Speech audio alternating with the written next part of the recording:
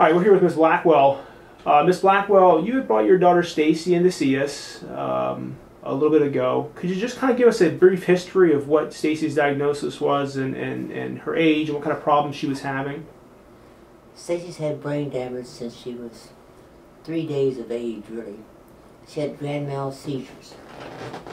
And we didn't know it at the time. No one ever told us that she had brain damage.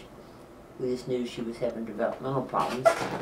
So we kept working with her with specific things like the visual training, the speech,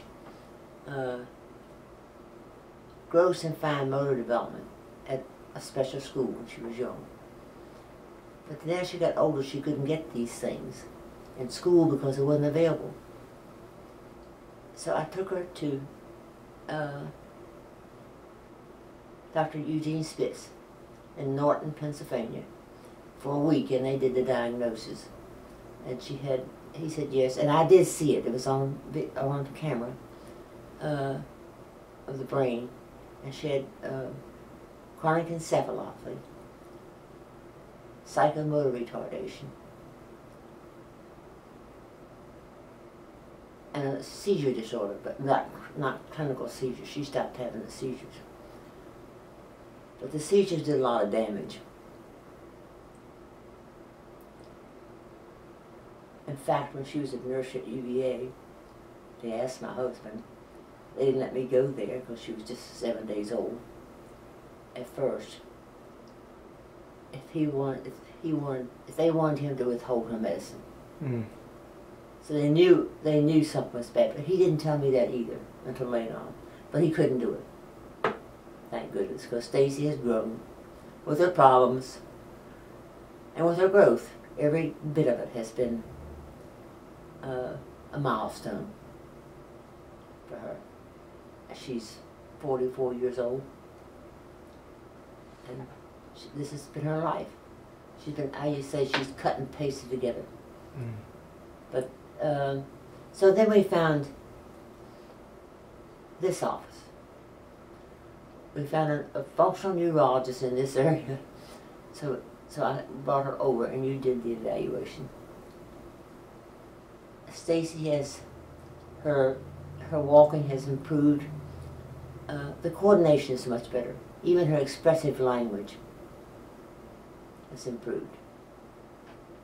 She's able to express herself without hesitation. She's had her better balanced walking. She's had improved. She tried to read some printed things. Before that, she couldn't read printed material at all, like a grocery list. And she did read one day. It was by handwriting. It wasn't actually printed. It was handwriting. She enjoyed the exercises, but the rapid right and left handling, the use of the right and left sides, has improved so much. Yeah, I mean, that's one of the things we talked about initially with her case is it's a motor-driven system, and if we can improve the motor system, then, you know, we don't really know what can happen. There's a lot of good things that can happen, and we've been in this just a short period of time. We've seen a lot of favorable results, and, you know, just the fact that your daughter's age and the changes we can see, it tells us that the brain can make changes.